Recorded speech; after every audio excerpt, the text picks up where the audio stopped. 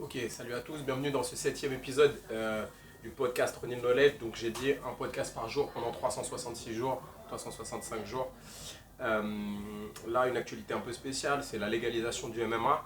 Donc on a vu que le MMA allait être accueilli par la fédération de boxe anglaise. Donc c'est assez une surprise puisque c'est une fédération qui à la base n'a pas de lien avec les arts martiaux mixtes. Elle organise des compétitions amateurs professionnelles de boxe.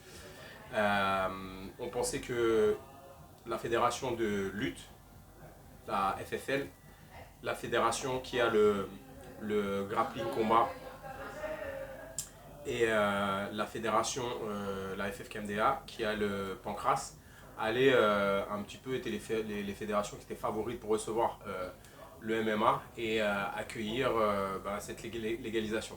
Donc qu'est-ce que ça signifie et qu'est-ce que j'en pense? Donc j'ai parlé avec Lucie Berthaud hier, pour ceux qui ne connaissent pas, c'était une boxeuse professionnelle qui s'est reconvertie dans la MMA avec succès et puis maintenant une amie.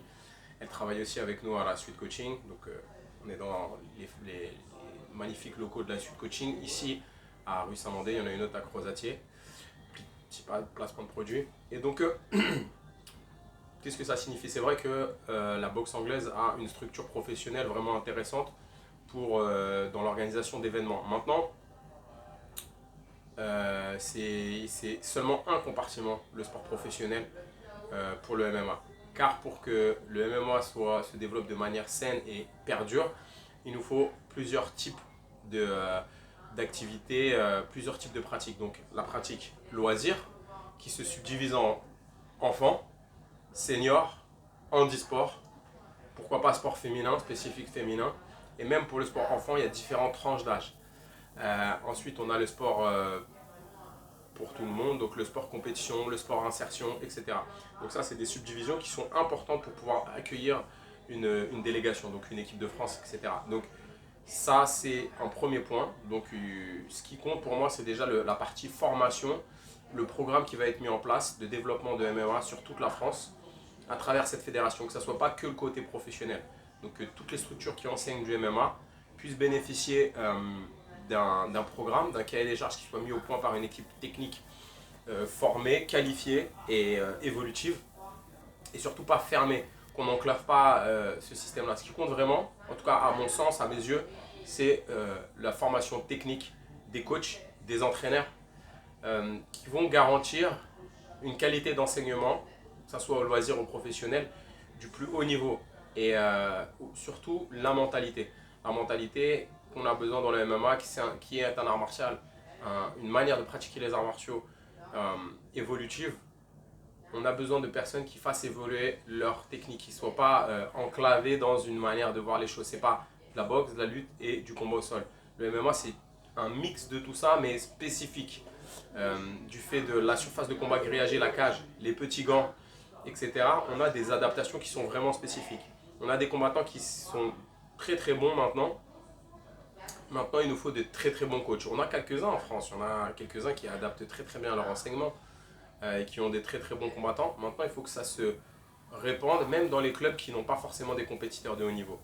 D'accord? Que ce soit en Auvergne, dans des petites régions et tout ça, on veut des coachs qui soient qualifiés pour sortir des champions, certes, mais aussi pour donner un enseignement de qualité dans toutes les régions de France. Donc j'espère que la fédération de boxe anglaise va pouvoir développer ça. J'ai vu que peut-être qu'il y avait Bertrand Moussou et j'ai oublié leur cabinet qui participait à ça, donc au travail avec cette fédération de boxe anglaise. Donc c'est bien, c'est un groupe de gens qui sont passionnés de MMA et qui vont pouvoir proposer un programme technique.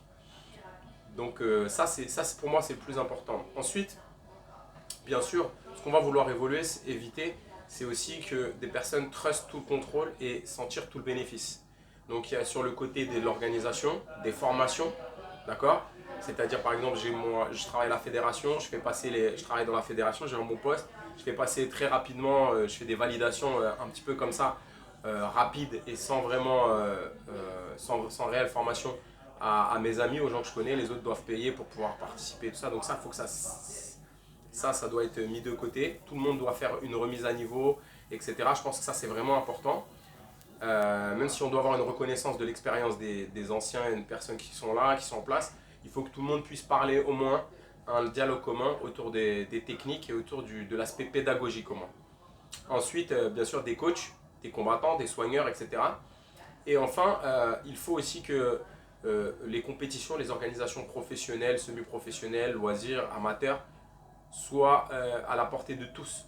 Qu'il y ait un système qui permette de faire bénéficier ces compétitions, comme un système de classement, comme ça se fait très bien en boxe anglaise, euh, pour tous les clubs, qu'il soit facile d'accéder à différents niveaux. Donc par exemple, un certain nombre de combats pour passer dans une classe, pour monter dans une autre classe, un certain nombre de victoires, et puis ensuite pouvoir accéder au niveau professionnel, et que ces compétitions professionnelles soient accessibles aussi à tous les combattants de France, pas que ceux qui s'entraînent dans des grands clubs, etc. Donc ça, c'est deux points qui sont importants. Que l'avantage que d'avoir du MMA légal en France va permettre à notre discipline et à la fédération qui accueille cette discipline, qui organise, qui un petit peu qui décide pour cette discipline, d'avoir des aides de l'État, d'avoir des subventions, de bénéficier bien sûr des médias, de l'UFC qui est derrière, qui pousse à la porte. Mais tout ça, ça doit faire bénéfice, ça doit être retransmis et réparti sur les différents clubs de France. Pas que pour les gros clubs, tous les clubs, d'accord, toutes les structures qui enseignent du MMA. Et pas que pour les professionnels, pour tout le monde. Le sport, insertion, etc. Moi, j'ai un de mes élèves, et qui est un très bon ami, qui s'appelle Gérald Barquero, qui intervient avec, qui utilise le MMA depuis un moment déjà dans différents milieux. D'accord. Donc, avec des enfants qui sont en situation de handicap, des enfants qui sont en situation de difficulté sociale, etc. Et il l'utilise dans cette manière-là. Donc, on a le sport un petit peu thérapeutique et, et insertion. Toutes les facettes du sport doivent se retrouver dans la future organisation du MMA. Bon, bien sûr, il faut laisser du temps et tout ça. Maintenant, ça serait vraiment intéressant de voir qui est à la tête de cette organisation. Les têtes qui vont être, j'espère qu'il y aura un vote. Ça serait bien déjà un vote pour pouvoir voir qui est le directeur technique national et ensuite avoir des directeurs techniques départementaux, régionaux, etc. Régionaux. Et aussi les personnes qui vont s'occuper de tout l'aspect événementiel, organisation, promotion, contact avec l'UFC, avec les grosses organisations, Bellator, que ça ne soit pas qu'une seule personne qui truste pour tout le monde. Ça serait bien qu'il y ait un vote et puis que tout ça soit visible, qu'il y ait une vraie transparence. Donc voilà, je ne connais pas cette fédération, donc je ne peux pas me donner mon avis. De mon côté, comme j'ai passé mes diplômes avec la FFK-MDA, je voulais que ça soit cette fédération-là, parce qu'on défend toujours un petit peu sa paroisse, mais en même temps, j'ai beaucoup aimé avec Anthony Vieira et les différentes personnes qui sont à la FFK-MDA, le côté pédagogique et évolutif. Ils font tout le temps évoluer leur méthode et leur vision assez moderne de notre discipline. Même si ce n'est pas forcément des spécialistes des disciplines hybrides telles que le MMA, ils ont un esprit ouvert et ils s'entouraient de personnes qui étaient vraiment qualifiées. Donc je pensais que cette fédération pouvait accueillir au mieux, en tout cas, l'aspect pédagogique du MMA. Donc bon, c'est la boxe anglaise, donc c'est très bien, c'est pas forcément négatif. De toute façon, il faut bien que quelqu'un il faut bien que l'État fasse un choix. Je ne sais pas par quoi il a été justifié. J'espère que ça a été parce que cette fédération répondait au cahier des charges qui a été donné par l'État. J'aurais bien voulu voir ce cahier des charges pour voir. Maintenant, ça aurait été intéressant. Et de mon côté, j'aimerais me rapprocher de ces fédérations pour pouvoir participer avec ma reconversion de combattant professionnel de MMA. Maintenant, je suis beaucoup dans la transmission. J'aimerais participer au développement technique de ce programme pour le faire évoluer en tant que consultant. Pourquoi pas forcément avoir un poste direct, mais ça serait une idée. Donc, c'est une bonne nouvelle à mon sens. Bah, c'est une bonne nouvelle, la légalisation du MMA. Maintenant, on va voir comment ça va être géré. Et j'espère que tout le monde va s'y retrouver. Voilà, pas que les professionnels. Ça, c'est la cerise sur le gâteau. Ce qu'on veut, c'est que tous les clubs puissent s'y retrouver. Des loisirs au sport éducatif, etc. Donc, pourquoi pas du MMA dans les écoles. Ça commence déjà. Donc voilà, ça c'était mon avis sur la question. Il est vraiment important qu'il y ait une transparence. On attend de voir qui est à la tête de ce comité, quelles sont leurs directives et comment participer, comment être un acteur dans ce développement du MMA aux différents niveaux, au niveau national, départemental, communal, etc.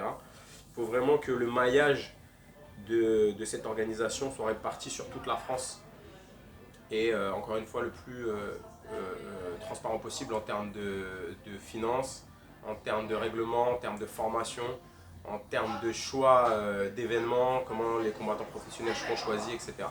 Voilà. On attend de voir tout ça. Si vous avez des commentaires, donnez-moi votre avis en bas de la vidéo. Donnez-moi, si vous avez des questions. Je sais que Lucie Berthaud va aller voir le président de la fédération, comme elle connaît bien, pour avoir plus d'informations. Donc si vous avez des questions sur tout ça, n'hésitez pas, je lui transmettrai, j'essaierai d'y répondre dans une autre vidéo. Et d'ici là, je donne les cours le lundi et le vendredi à la Hatch Academy. Donc vous pouvez me retrouver là-bas pour voir ma méthode et même ma fusion que j'ai développée avec le combattant professionnel Peter Ligier. On est en train de reprendre beaucoup d'activités, de former des combattants, d'améliorer des combattants. Donc n'hésitez pas à nous envoyer un message si vous voulez même me contacter sur mon compte Johnny Frachet MMA. Si vous voulez travailler une des spécialités que j'enseigne, donc la lutte contre la cage, les transitions boxe plus lutte que j'appelle shootboxing, le système de sol avec frappe au sol, se relever, etc. Pour polir votre game, améliorer certains points, travailler votre stratégie, avoir un conseiller technique, pourquoi pas faire partie de votre staff, n'hésitez pas à me contacter. Et n'hésitez pas aussi à passer à la suite si vous avez besoin de préparation physique.